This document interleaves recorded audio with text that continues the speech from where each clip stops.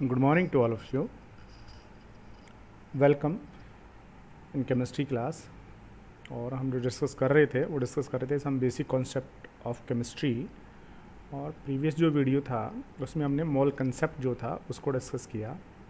आज हम डिस्कस करेंगे calculation of empirical formula and molecular formula. तो आज जो है हम एम्पिरिकल फार्मूला और मॉलिक्यूलर फार्मूला जो है वो डिस्कस करेंगे। आपको थोड़ा सा रिवाइज करा दूं कि एम्पिरिकल फार्मूला क्या होता है और मॉलिक्यूलर फार्मूला क्या होता है। देखिएगा, अगर आपके पास में कोई भी एक कंपाउंड बस राइट, मान लीजिए आपके पास में है ग्लूकोज। आपने एक कंपाउंड लिया, सपोज ग्लूकोज आपके पास में है। अब आपको ग्लूकोज का क्या करना है, ग्लूकोज का आपको केवल 1 मोल लेना है। 1 मोल आपने लिया, और जो ग्लूकोज का 1 मोल आपने लिया, इस 1 मोल में आपको आइडेंटिफाई करना पड़ेगा कि कौन कौन से एलिमेंट यहाँ पर प्रेजेंट है। जब इसके केमिकल टेस्ट करेंगे तो हमें पता चलेगा कि ग्लूकोज का ये जो 1 मोल है, इस 1 मोल के अंदर कार्बन एलिमेंट भी प्रेजेंट है, इसमें हाइड्रोजन भी प्रेजेंट होता है और इसमें ऑक्सीजन भी प्रेजेंट होता है। अब दूसरी चीज़, आपको केमिकल टेस्ट के थ्रू ये पता लगाना पड़ेगा कि 1 मोल जो है, इस 1 मोल में कार्बन जो एलिमेंट है इसके total how many atoms are present. तो केमिकल टेक्निक से हमें ये पता लगाया कि ग्लूकोज के जो 1 मोल है, इस 1 मोल में कार्बन के 6 एटम प्रेजेंट होते हैं, हाइड्रोजन जो है इसके 12 एटम प्रेजेंट होते हैं और ऑक्सीजन जो है इसके 6 एटम प्रेजेंट होते हैं। ये क्या है इनके, ये हैं इनके number of atoms. That's right.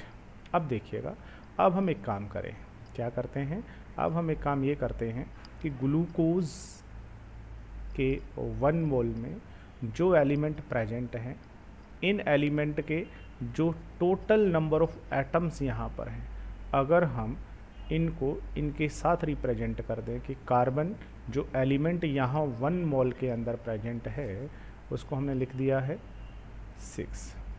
That's right. 1 मोल या 1 मॉलिक्यूल, 1 मोल ना कह के 1 मॉलिक्यूल कहिए तो ये ज़्यादा बेटर रहेगा। 1 मोल ना कह के इसे हम क्या कहें, 1 मॉलिक्यूल। तो 1 जो मॉलिक्यूल है, 1 मॉलिक्यूल। तो कंपाउंड आपको लेना है, फॉर एग्जांपल ग्लूकोज लिया, ग्लूकोज का आपको 1 मॉलिक्यूल लेना है। 1 मॉलिक्यूल में पहले आइडेंटिफाई करना है कौन कौन से एलिमेंट प्रेजेंट है, फिर आपको पता लगाना है कि उन एलिमेंट का नंबर ऑफ एटम्स कितना कितना है। अब आपको क्या करना है, इस एक मॉलिक्यूल में एलिमेंट के जितने भी नंबर ऑफ एटम्स प्रेजेंट हैं, कार्बन के total number of atom 6 present है, हाइड्रोजन के 12 प्रेजेंट है, ऑक्सीजन के यहाँ पर 6 जो नंबर ऑफ एटम्स है वो प्रेजेंट है। That's right. अगर अब आपने क्या किया है, किसी भी कंपाउंड के 1 मॉलिक्यूल में प्रेजेंट एलिमेंट्स को उनके टोटल नंबर ऑफ एटम के साथ लिख दिया, तो जो फॉर्मूला आपके पास आएगा दैट इज मॉलिक्यूलर फार्मूला। इसे हम मॉलिक्यूलर फार्मूला कहेंगे। That's right. ये तो मॉलिक्यूलर फार्मूला होता है। एम्पिरिकल फार्मूला क्या होता है, एम्पिरिकल फार्मूला होता है कि 1 मॉलिक्यूल में एलिमेंट के ये जो नंबर ऑफ एटम्स आपके पास यहाँ पर हैं, अगर इन नंबर ऑफ एटम्स का हम सिंपल रेशो कैलकुलेट कर लें तो 6 1 जा 6, 6 2 जा 12, 6 1 जा 6। अब आपने इनके टोटल नंबर ऑफ एटम्स का रेशो कैलकुलेट कर लिया है, और अब अगर इन एलिमेंट को इनके रेशो के साथ रिप्रेजेंट कर दिया जाए कि यहाँ कार्बन का रेशो 1 है तो कार्बन 1, हाइड्रोजन का रेशो कितना है 2 तो हाइड्रोजन 2, ऑक्सीजन का रेशो 1 तो ऑक्सीजन 1। इसका मतलब कार्बन, हाइड्रोजन, ऑक्सीजन, ये लीजिए, ये जो आपके पास फॉर्मूला आ गया है that is empirical formula. That is empirical formula. तो आपको करना क्या है, कंपाउंड का एक मॉलिक्यूल लेना है, नेसेसरी कंडीशन। उसमें क्या होंगे, ये हैं एलिमेंट्स, और एलिमेंट्स जो हैं उनके क्या होंगे, नंबर ऑफ एटम्स। अगर उन एलिमेंट को उनके टोटल नंबर ऑफ एटम के साथ रिप्रेजेंट करोगे that known as molecular formula. और अगर उनके जो नंबर ऑफ एटम्स हैं उन नंबर ऑफ एटम्स का सिंपल रेशो कैलकुलेट करके फिर उसे रिप्रेजेंट करोगे then you calculate the empirical formula. ये हो गया है molecular formula, empirical formula, that's right. और इसके साथ इन दोनों का थोड़ा सा आपको रिलेशन भी याद होना चाहिए कि एम्पिरिकल फार्मूला और मॉलिक्यूलर जो फार्मूला होता है इनका आपस में रिलेशन क्या होता है। तो देखिएगा बहुत सिंपल सा इनका रिलेशन है। रिलेशन होता है बेटा कि आपके पास में मॉलिक्यूलर फार्मूला क्या है, C6H12O6, ये मॉलिक्यूलर फार्मूला है। और उसी ग्लूकोज का जो एम्पिरिकल फार्मूला है दैट इज़ CH2O, ये आपके पास उसका एम्पिरिकल फार्मूला है।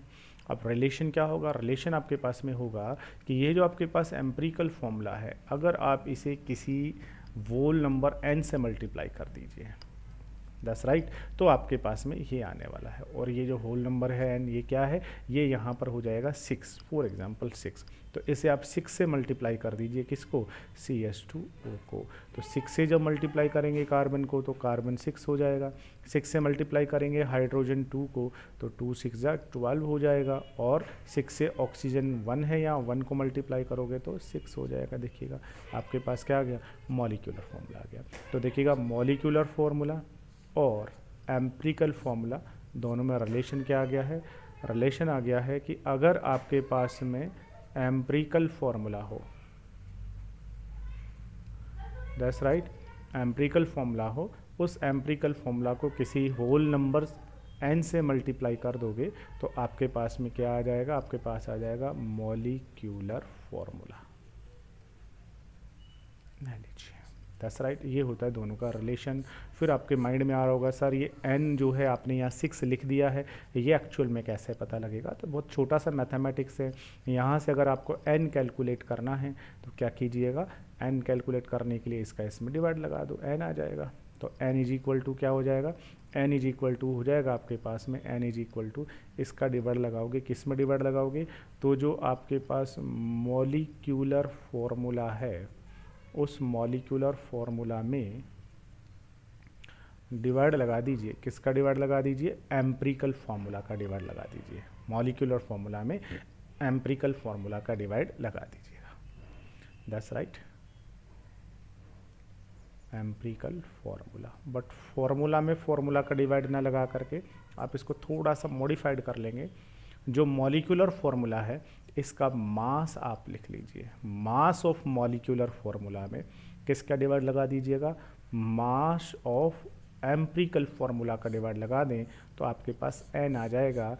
और n से मल्टीप्लाई कर दें तो फिर आपके पास में जो है वो मॉलिक्यूलर फार्मूला आ जाएगा, दैट्स राइट। तो इस तरीके से अगर आपके पास एम्पिरिकल फार्मूला हो तो मॉलिक्यूलर फार्मूला कैलकुलेट किया जा सकता है, बशर्त आपके पास n होना चाहिए, दैट्स राइट। अब देखिएगा ये सब कैलकुलेट कैसे करेंगे, तो इस सब को हम बहुत इजीली कैलकुलेट कर सकते हैं।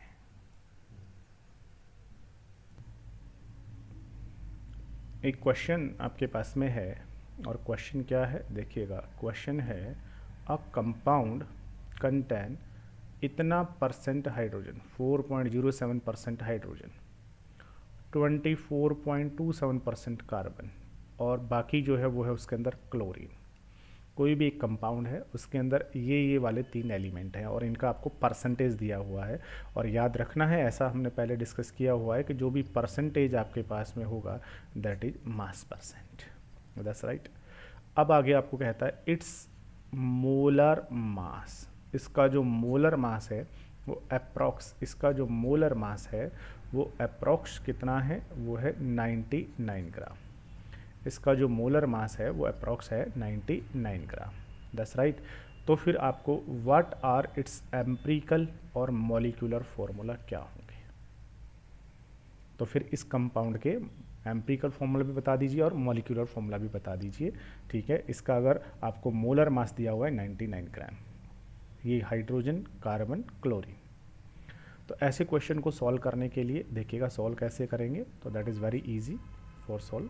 देखिए बेटा, सबसे पहले तो आपके पास में जो कंपाउंड है उस कंपाउंड के अंदर 3 टाइप के एलिमेंट प्रेजेंट है। एक तो उसके अंदर हाइड्रोजन प्रेजेंट है और उसके अंदर कार्बन भी प्रेजेंट है और उसमें क्लोरीन भी प्रेजेंट है।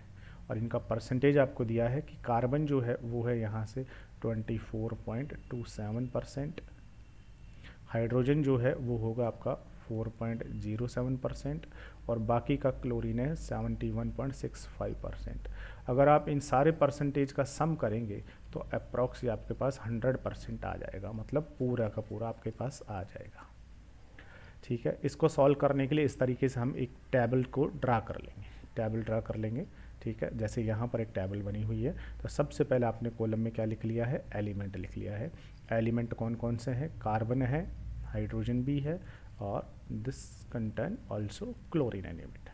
फिर आप क्या लिखेंगे, मास परसेंट, आपको जो दिया हुआ है ना percentage, that is mass percent. Carbon का मास परसेंट इतना है, हाइड्रोजन का मास परसेंट इतना है और इसका मास परसेंट इतना है। That's right. अब सुनिएगा, सुनेंगे बेटा, अगर अब आपको यहाँ सपोज करना है, ये इनको मास परसेंट आपको दिया हुआ है, अब आपको यहाँ से सपोज करना है। और क्या सपोज करना है कि ये जो आपके पास कंपाउंड था ना, इस कंपाउंड का टोटल जो मास है, मान लीजिए ऐसा, टोटल जो मास आपके पास में है वो 100 ग्राम है टोटल मास। तो टोटल मास 100 ग्राम है तो उसमें से कार्बन का परसेंटेज इतना है, तो बताइए कार्बन का फिर मास कितना होगा। That's right. तो टोटल मास का इतना परसेंट कैलकुलेट कर दीजिए। कैसे कैलकुलेट करेंगे, तो आप कहेंगे sir mass of carbon is equal to, तो जो टोटल मास है उसका इतना परसेंट निकाल दीजिए। टोटल मास कितना है आपके पास, 100 ग्राम, इसका क्या निकाल दीजिए, 24.27% कैलकुलेट कर दीजिए। और जब आप यहाँ से परसेंट को हटाएंगे तो ऑब्वियसली आपको डिवाइड 100 से करना पड़ेगा। 100 से 100 कैंसिल्ड हो जाएगा तो आपके पास क्या आएगा, 24.27 ग्राम आ जाएगा। That's right. तो जो आपके पास में मास परसेंट है वो कितना था, वो है इतना इतना इतना। अब आपको क्या करना है, अब आपको इसका मास परसेंट जो है इससे इसका मास कैलकुलेट कर लेना है। और टोटल मास आपने कितना माना हुआ है, 100 ग्राम माना हुआ है, तो इस 100 ग्राम में से फिर कार्बन का मास कितना आ जाएगा, कार्बन का जो मास है वो आपके पास आ जाएगा। तो यहाँ से एक और कॉलम बना लीजिए और एक और कॉलम बनाएंगे, वो आ जाएगा इसके मास का कॉलम कि फिर इनका मास कितना कितना होगा। तो कार्बन का मास जब आप टोटल आपने 100 एज्यूम किया है तो कार्बन का जो मास वो कितना हो जाएगा, वो हो जाएगा 24.27 ग्राम। ऐसे ही हाइड्रोजन का जब 100 ग्राम से इसका परसेंटेज कैलकुलेट करेंगे तो इतना ही आने वाला है, तो इसका मास आ जाएगा 4.07 ग्राम और क्लोरीन का आएगा 70.65 ग्राम। That's right. इन सब का मास परसेंट के बाद आपको मास लिखना है। मास लिखने के बाद फिर आप लिखेंगे इनका मोलर मास। तो जो कार्बन है बेटा उसका मोलर मास कितना होता है, 12 ग्राम। हाइड्रोजन का मोलर मास कितना होता है, 12, और क्लोरीन का 1 होता है 1 ग्राम, और क्लोरीन का होता है 35.5 ग्राम। क्या है ये, मोलर मास। हाइड्रोजन का मास नंबर 1, तो ये 1 क्या है, 1 जो है एक्चुअल में U होता है, तो 1 जो यूनिफाइड मास है ये तो हाइड्रोजन के 1 एटम का मास है, that is mass of 1 atom of hydrogen. Hydrogen के एक एटम का मास है 1U, बट हमें एक एटम का नहीं चाहिए, हमें चाहिए 1 मोल का। तो 1 मोल का मास कितना होगा, 1 मोल का मास होगा 1U को हटा के क्या लिखिए, ग्राम, 1 ग्राम। तो आपके पास में 1 ग्राम आ गया है। That's right, it is molar mass, it is molar mass of carbon, it is molar mass of chlorine. ठीक है, मोलर मास आ गया। अब आपको क्या करना है, यहाँ से नंबर ऑफ मोल्स कैलकुलेट करना है। नेक्स्ट जो कॉलम बनाएंगे that is number of moles का, number of moles. Number of moles कैसे कैलकुलेट करते हैं, तो आपको फॉर्मूला पहले से याद होना चाहिए किसी का भी, नंबर ऑफ मोल्स कैसे कैलकुलेट करते हैं। ठीक है, नंबर ऑफ मोल्स कैसे निकालते थे, number of moles is equal to होता था गिवन मास, क्या होता था, given mass. That's right, given mass. और ये किस में होगा, ग्राम में। डिवाइडेड बाय क्या होगा, डिवाइडेड बाय होगा मोलर मास, ऑब्वियसली ग्राम में। तो नंबर ऑफ मोल्स कैलकुलेट करना है, ये आपके पास में क्या होगा, दैट इज गिवन मास। ये जो है आपके पास में m, स्मॉल m से जिसको आपने लिखा है, that is given mass divided by capital M, that is molar mass. That's right, given mass upon molar mass. Carbon का गिवन मास कितना है, तो देखिएगा जो इसका मास परसेंटेज था, जब उसको टोटल मास को 100 माना तो इसका गिवन मास आपके पास कितना है 24.27 ग्राम। 24.27 ग्राम डिवाइडेड बाई मोलर मास कितना होता है 20 ग्राम। इस केस में डिवाइड लगाओगे तो आपके पास आ जाएगा नंबर ऑफ मोल्स। ऐसे ही हाइड्रोजन के नंबर ऑफ मोल्स कैलकुलेट करना है, is equal to given mass upon molar mass, ये नंबर ऑफ मोल्स। ऐसे ही given mass upon molar mass, ये आपके पास आ गया नंबर ऑफ मोल्स। इस तरीके से आपको इनका नंबर ऑफ मोल्स कैलकुलेट करना है। नंबर ऑफ मोल्स कैलकुलेट करने के बाद इन नंबर ऑफ मोल्स को राउंड फिगर में कन्वर्ट करना है, इसलिए इन नंबर ऑफ मोल्स से अब आपको relative number of moles calculate करना है, रिलेटिव नंबर ऑफ मोल्स। और रिलेटिव नंबर ऑफ मोल्स किसके रेस्पेक्ट में कैलकुलेट करना है, जिसके मोल सबसे कम है। देखिएगा सबसे कम मोल किसके हैं, तो ये जो आपके पास में कंपाउंड दिया हुआ है, इस कंपाउंड में देखो कार्बन के नंबर ऑफ मोल्स कितने हैं 2.02, हाइड्रोजन के 4.07 और क्लोरीन के कितने 2.02। तो सबसे कम जो मोल हैं वो देखिएगा कार्बन और हाइड्रोजन के हैं। तो इनके रिलेटिव सबके नंबर ऑफ मोल्स कैलकुलेट करेंगे। उसके लिए क्या करना है, इनका ये जो नंबर ऑफ मोल्स है इनका सभी में क्या लगाइएगा, डिवाइड लगा दीजिएगा। ठीक है, तो कार्बन के नंबर ऑफ मोल्स कितने हैं 2.02 डिवाइडेड बाई इसके क्लोरीन के 2.02, हाइड्रोजन के number of mole 4.07 divided by 2.02, that's right. ऐसे ही क्लोरीन के कितने 2.02 डिवाइडेड बाई 2.02। ठीक है, अब इसको डिवाइड करेंगे तो इसका आ जाएगा 1, इसका आएगा 2 और इसका आएगा 1। तो इनके जब रिलेटिव मोल आपने कैलकुलेट किए तो कार्बन का जो रिलेटिव मोल आपके पास आया वो 1, हाइड्रोजन का रिलेटिव मोल कितना आया 2 और क्लोरीन का रिलेटिव मोल कितना आ गया 1। अब इनके जो नंबर ऑफ मोल्स आ गए, इन मोल्स का आपको क्या करना है, वोल नंबर रेशो लिखना है।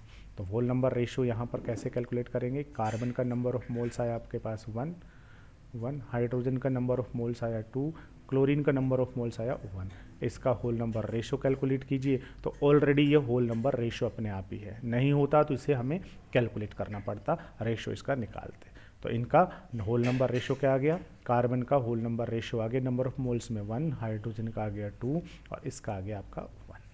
अब क्या करना है, अब इनका ये जो होल नंबर रेशो आ गया ना, इन रेशो के साथ ही इनको प्रेजेंट कर दीजिए। जब इनको रेशो के साथ ही आप प्रेजेंट कर देंगे, तो रेशो के साथ जब प्रेजेंट करेंगे तो देखिए क्या आ जाएगा आपके पास में, आपके पास आ गया कि जो कार्बन है इस कार्बन का होल नंबर रेशो 1 आया, इसका मतलब कार्बन आपके पास में होगा 1, कार्बन जो है वो होगा 1। हाइड्रोजन का क्या आया है, हाइड्रोजन का जो होल नंबर रेशो आया ये आया है 2, तो हाइड्रोजन जो है वो होगा आपके पास 2। और क्लोरीन का कितना आया है, क्लोरीन का आया है 1, तो जो क्लोरीन है वो होगा आपके पास में 1। ठीक है, 1 को रिप्रेजेंट करो चाहे ना करो, तो carbon 1, hydrogen 2 and chlorine also 1, यह लीजिए। तो ये जो आपके पास फॉर्मूला आ गया है that is empirical formula, that is empirical formula. तो ये जो होल नंबर रेशो आया है, बस इस रेशो के साथ ही एलिमेंट को रिप्रेजेंट कर दीजिए तो आपको एम्पिरिकल फॉर्मूला मिल जाएगा। एम्पिरिकल फॉर्मूला आ गया, लेकिन क्वेश्चन में एम्पिरिकल फॉर्मूला के साथ और क्या पूछा है, और उसने पूछा है मॉलिक्यूलर फॉर्मूला। अब क्वेश्चन राइज होता है कि सर मॉलिक्यूलर फॉर्मूला कैसे कैलकुलेट करें। एम्पिरिकल फॉर्मूला आपके पास आ गया है और उसने पूछा है मॉलिक्यूलर फॉर्मूला। ठीक है, और कौन सा फॉर्मूला आ गया आपके पास में, एम्पिरिकल फॉर्मूला आ गया है, क्या आ गया है CH2Cl।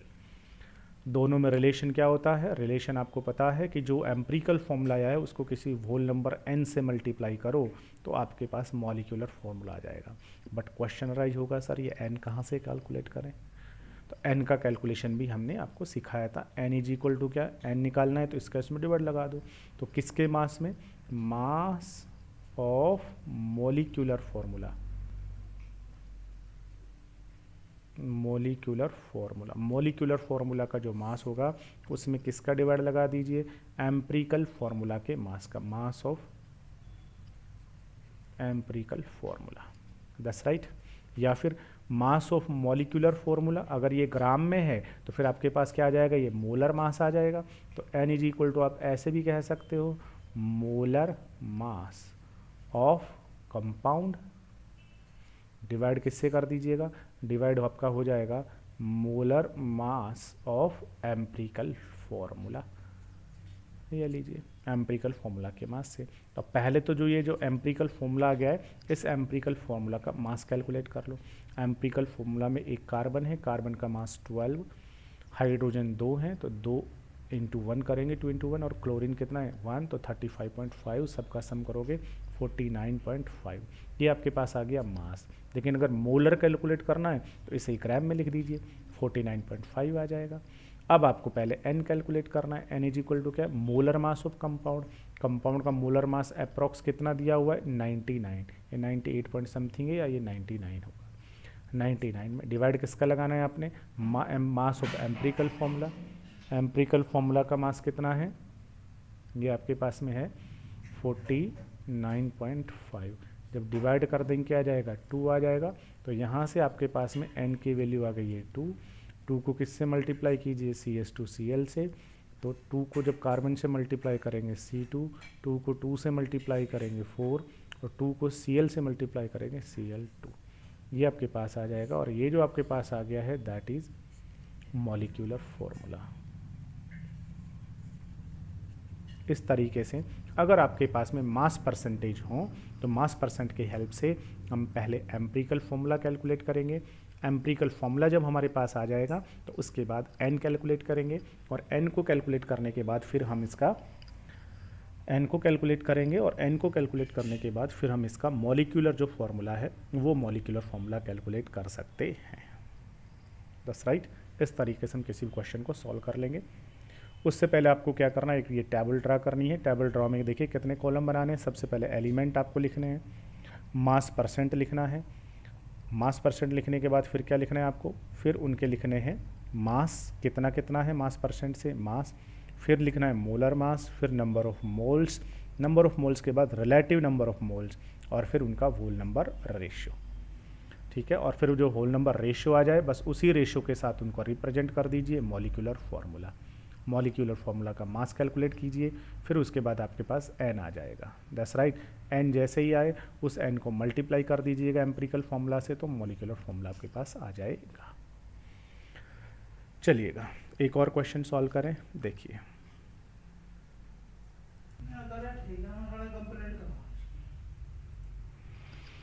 चलिए नेक्स्ट क्वेश्चन सॉल्व करते हैं। Next question is determine the empirical formula. Empirical formula ही आपको केवल यहाँ कैलकुलेट करना है of an oxide of iron. Oxide of iron, iron का मतलब Fe है और ऑक्साइड का मतलब ऑक्सीजन होगा। विच हैज़ 69.9% आयरन, आयरन जो है वो इतना है, और 30.1% ऑक्सीजन बाई मास। तो आपके पास आयरन का कोई ऑक्साइड है,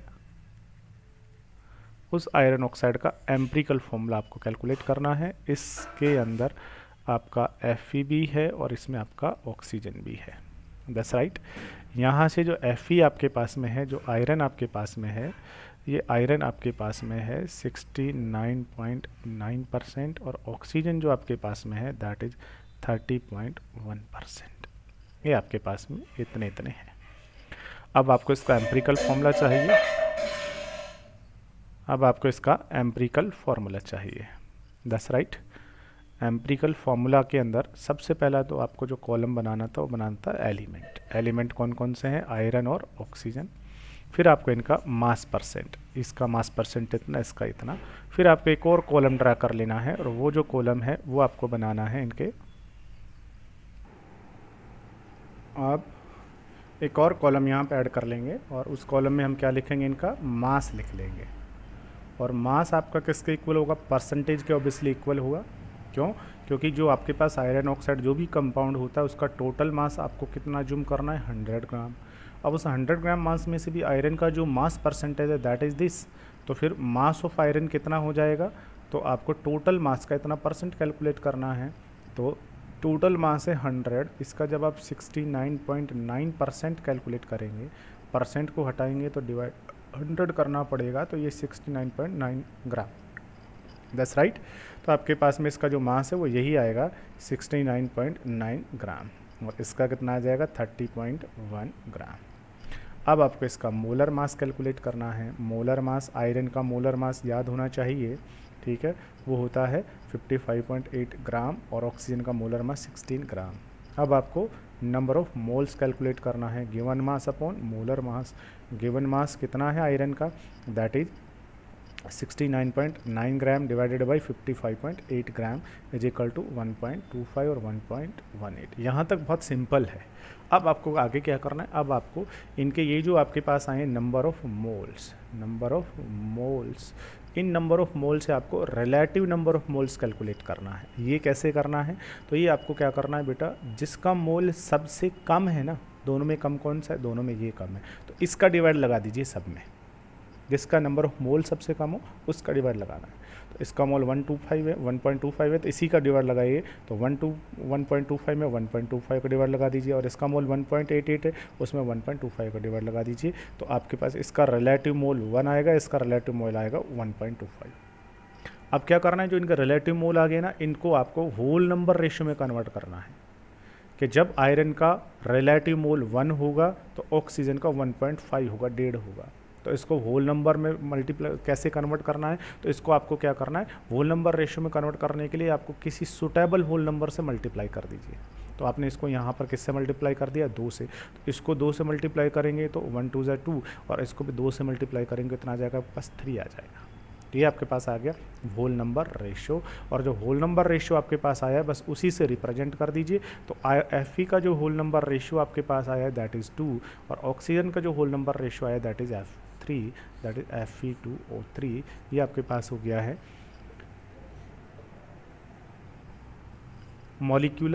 empirical formula of iron oxide का एम्पिरिकल फार्मूला हो गया है। अब आपको यहाँ पर मॉलिक्यूलर फार्मूला पूछा नहीं है, हो सकता है यही इसका मॉलिक्यूलर फार्मूला भी हो सकता है, क्योंकि दोनों के दोनों इक्वल भी हो सकता है। बहुत शर्त है n = कितना होना चाहिए, 1 होना चाहिए। तो जो मॉलिक्यूलर फार्मूला है और एम्पिरिकल फार्मूला है वो दोनों के दोनों इक्वल होंगे। इस तरीके से हम किसी का भी जो मॉलिक्यूलर फार्मूला है वो एम्पिरिकल फार्मूला है वो कैलकुलेट कर सकते हैं by the help of mass percentage. That's right. इसके अलावा कुछ और भी न्यूमेरिकल्स हो सकते हैं, देखिएगा।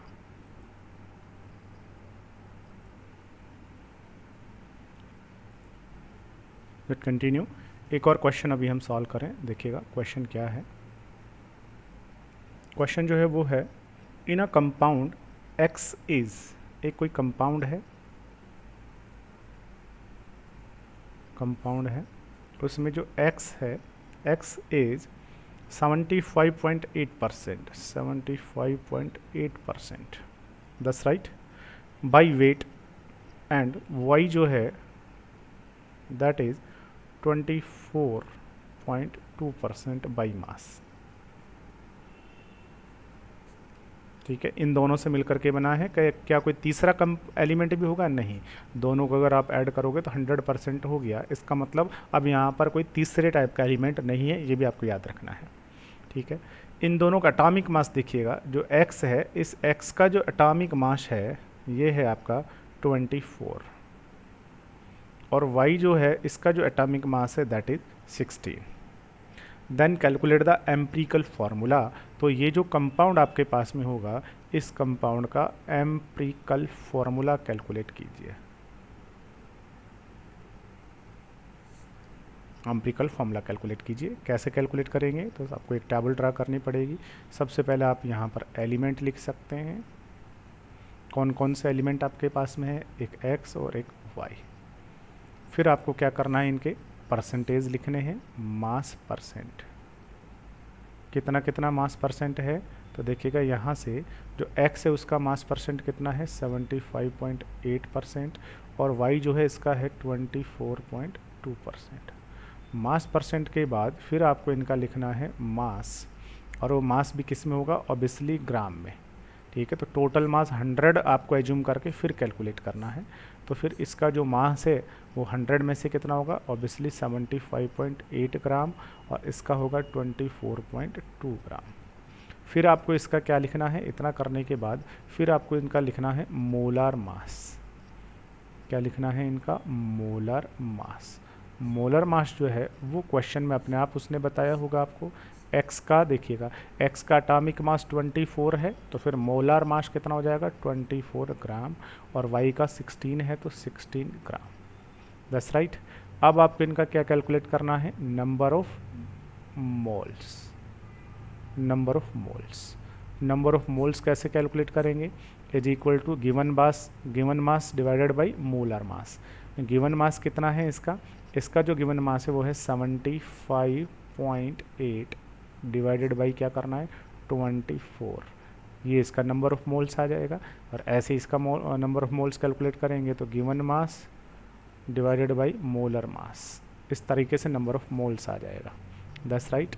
एक्स के जो नंबर ऑफ मोल्स आपके पास यहाँ से आए हैं कितने आ जाएंगे, गिवन मास अपॉन मोलर मास करेंगे तो ये आपके पास आ जाएगा अप्रॉक्स 3.1 और ये जो है आपके पास आएगा अप्रॉक्स 1.5।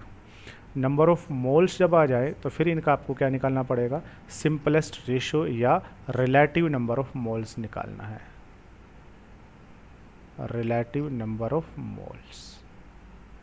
और ये कैसे कैलकुलेट करना था, तो इसका मैंने आपको बताया था कि जिसका नंबर ऑफ मोल्स कम होगा उसका डिवाइड लगाना है। तो इसका 1.5 है, इसका दोनों में डिवाइड लगा दीजिए, ठीक है।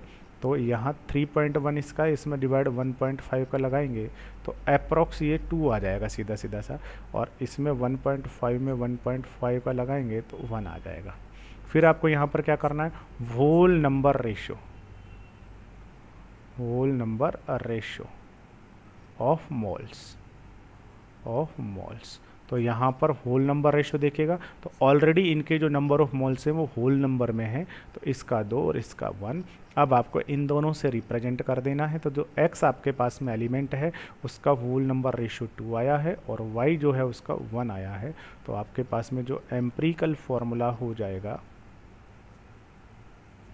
ये हो जाएगा x2y, एम्पिरिकल फॉर्मूला हो जाएगा x2y। ले लीजिए, दैट इज़ एम्पिरिकल फॉर्मूला। ऐसे हम कैलकुलेट कर सकते हैं, ठीक है। चलिएगा एक और क्वेश्चन जो कि आपका होमवर्क होगा, आपको सॉल्व करना है क्वेश्चन। क्या क्वेश्चन है देखिएगा, आंसर आप मुझे बताएंगे इसका सॉल्व करके। क्वेश्चन जो है वो है इन अ कंपाउंड, कोई भी कंपाउंड है, इन अ कंपाउंड, दैट्स राइट, कोई कंपाउंड है, उस कंपाउंड के अंदर देखिएगा कार्बन जो है वो है, carbon is equal to 52.2%, that's right. Hydrogen जो है दैट इज 13%, ठीक है। और बोलेगा रेस्ट जो है वो है ऑक्सीजन, ये ऑक्सीजन है रेस्ट। अब ये रेस्ट आपको खुद कैलकुलेट करना पड़ेगा, ठीक है, क्योंकि सबका टोटल परसेंटेज तो 100 होगा। तो अब आपको 100 में से इन दोनों का सम करके डिडक्ट करोगे तो आपके पास रेस्ट परसेंटेज ऑक्सीजन का आ जाएगा, दैट्स राइट। अब देखिएगा मॉलिक्यूलर मास जो है कंपाउंड का, molecular mass of compound that is 92, ये मॉलिक्यूलर मास है। तो अब आपको क्या करना है, अब आपको इस कंपाउंड का एम्पिरिकल फॉर्मूला कैलकुलेट करना है पहले तो, और फिर आप इसका मॉलिक्यूलर फॉर्मूला कैलकुलेट कर दीजिए, दैट्स राइट। चलिए, तो आपके पास कार्बन भी है, हाइड्रोजन भी है, दोनों को ऐड करके 100 से डिडक्ट करोगे तो ऑक्सीजन का परसेंटेज आ जाएगा। एलिमेंट लिखोगे, मास परसेंट लिखोगे, मास निकालोगे, मोलर मास लिख के मोल्स निकालोगे, मोल्स का रिलेटिव नंबर ऑफ मोल्स निकालोगे, ठीक है। तो जो सबसे कम मोल आए उसका उसमें डिवाइड लगाएंगे, ठीक है। और उसके बाद उसको आप होल नंबर रेशो में कन्वर्ट कर दोगे और उसके बाद उससे उसे रिप्रेजेंट कर दोगे तो एम्पिरिकल फॉर्मूला आ जाएगा। एम्पिरिकल फॉर्मूला जब आपके पास आ जाए उसके बाद पहले आपको n का कैलकुलेशन करना है, फिर आप उस n से मल्टीप्लाई करेंगे एम्पिरिकल फॉर्मूला को तो मॉलिक्यूलर फॉर्मूला आपका आ जाएगा, दैट्स राइट। मॉलिक्यूलर फॉर्मूला का आंसर मैं आपको बता देता हूँ, चेक कीजिएगा सही आता है या नहीं आता। दैट इज C4H12O2, ये आपका आंसर आना चाहिए। अगर आता है तो करेक्ट है, नहीं आता है तो रॉन्ग होगा, दैट्स राइट। ये आपका हो गया है empirical formula and molecular formula और देयर कैलकुलेशंस। Thank you.